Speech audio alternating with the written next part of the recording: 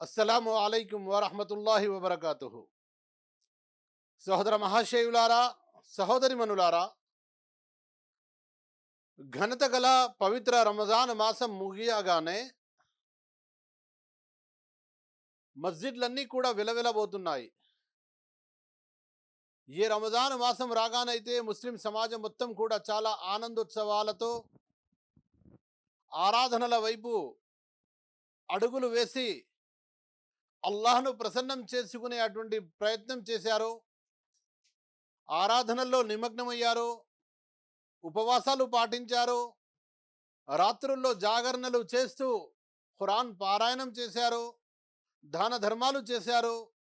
క్రమ తప్పకుండా వేలల ప్రకారం 5 నమాజులలో జమాత్తో హాజరయ్యారు. అలాంటి వారందరూ కూడా రమజాన్ మాసం చివరి నెలవంక అంటే షవ్వాల్ మాసం యొక్క నెలవంక కనిపించగానే అందరూ కూడా మస్జిద్లను ఖాళీ చేసి వెళ్ళిపోయారు. రమజాన్ మాసం ఏదైతే వారి జీవితంలో అంటే ఒక ముస్లిం జీవితంలో శిక్షణ కోసం, అతని ట్రైనింగ్ కోసం వచ్చిందో, అల్లాహ్ తాలా ఖురాన్లో రోజాల యొక్క లక్ష్యాన్ని కూడా అదే విషయం తెలియజేశాడు. ఉపవాసాలు ఎందుకు విధించాడు? లఅల్లకుం తత్తఖూన్, మీరు తఖ్వా భక్తిపరులు కావాలని, మీలో తఖ్వా జనించాలని, దైవభీతి కలగాలని ఉపవాసాలు. మరి ఆ దైవభీతి ఎక్కడ కలిగింది? దాన్ని మనం కేవలం సాంప్రదాయంగా ఉపవాసాలు ఉన్నాము, మళ్ళీ వదిలేసాము, నమాజులు చదివాము, మళ్ళీ వదిలేసాము. ఇదేనా ఒక ముస్లిం యొక్క జీవితం? సోదరులారా, మహా పొరపాటు చేస్తున్నాము. మనం అశ్రద్ధ, నిర్లక్ష్యం చేస్తున్నాము ఆరాధనల పట్ల.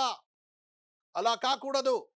రమజాన్ మాసం తరువాత రమజాన్ మాసంలో మనం ఏవైతే ఆరాధనలు చేశామో, ఎలాగైతే నియమ నిష్టలతో అన్ని రకాల చెడు కార్యాలకు దూరంగా ఉండి అల్లాను ప్రసన్నం చేసుకునేటువంటి ప్రయత్నం చేశామో, దానిపై నిలకడగా ఉండాలి. రంజాన్ తర్వాత మన పూర్వీకులు సలఫ్ రహమహుల్లా ఏమంటున్నారు? రమజాన్ మాసములో చేసిన ఆరాధనలన్నీ కూడా స్వీకరించబడ్డాయి అన్న దానికి నిదర్శనం ఏమిటంటే, రమజాన్ తర్వాత దానిపై నిలకడగా ఉండేవాడు. ఎవరైతే రమజాన్ తర్వాత కూడా రమజాన్ విధంగా నిలకడగా ఉంటాడో, అతని యొక్క ఆరాధనలు రంజాన్లో చేసినవి స్వీకరించబడ్డాయి అని మనం నమ్మవచ్చు. ఆలోచించండి. కేవలం అల్లా రంజాన్ మాసంలో ఉన్నాడు, తర్వాత నౌజుబిల్లా, తర్వాత అల్లా లేడు, లేక అల్లా మనల్ని చూడడం లేదని అనుకుంటున్నారా? అల్లాహు అక్బర్. ఈ నిర్లక్ష్యం మరియు అశ్రద్ధ వదిలేయాలి సోదరులారా, సహోదరిమనులారా. ఎల్లవేళలా అల్లాహ్ మనల్ని గమనిస్తున్నాడు, చూస్తున్నాడు అన్న విషయాన్ని మనం గమనించాలి. ఆ భయాన్ని మన మనస్సులో కలిగి ఉండాలి.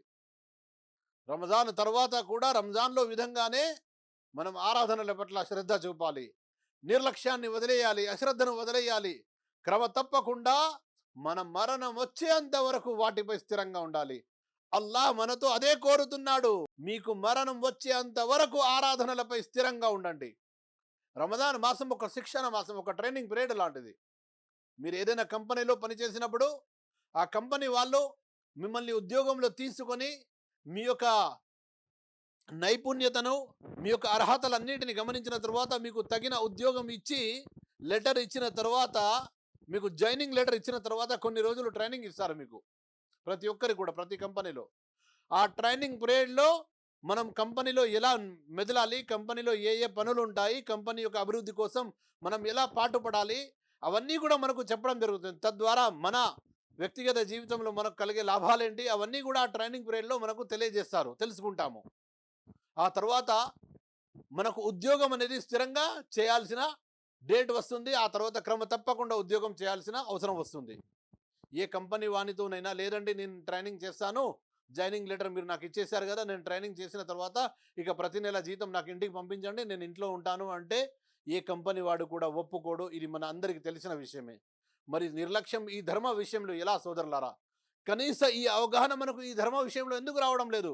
రమజాన్ మాసం ఏదైతే మన శిక్షణ కోసం వచ్చిందో, ఆ శిక్షణ ఏదైతే రంజాన్లో మనం ఆ నియమాలు పాటించామో, రంజాన్లో ఎలాగైతే మనం ఆరాధనలు చేశామో, వాటిపై రంజాన్ తర్వాత స్థిరంగా ఉండాలి.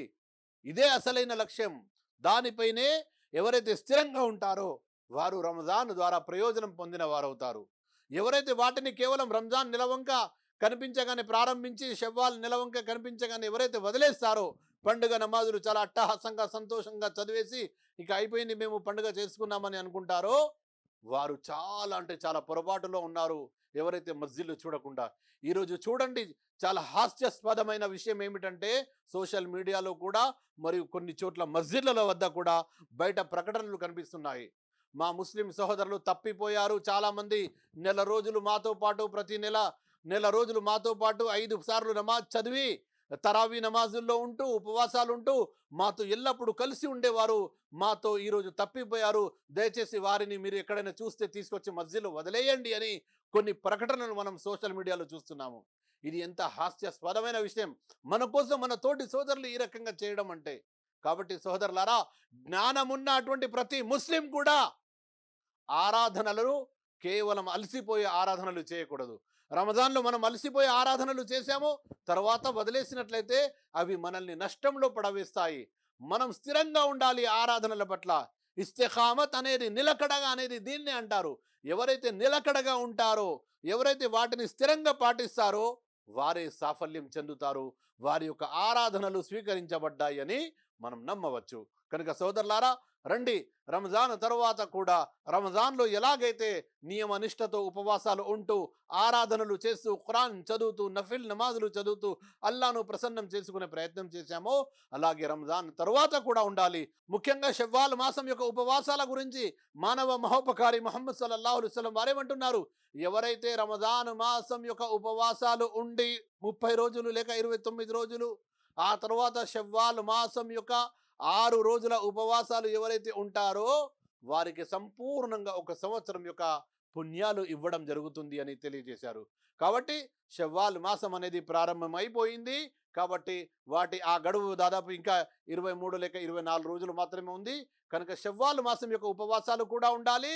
ఆ తర్వాత మనం నఫిల్ ఉపవాసాలు వివిధ సందర్భాల్లో ఉండే అటువంటి ప్రయత్నం చేయాలి. నమాజులు క్రమ తప్పకుండా జమాత్తో 5 నమాజులు జమాత్తో చదివే ప్రయత్నం చేయాలి.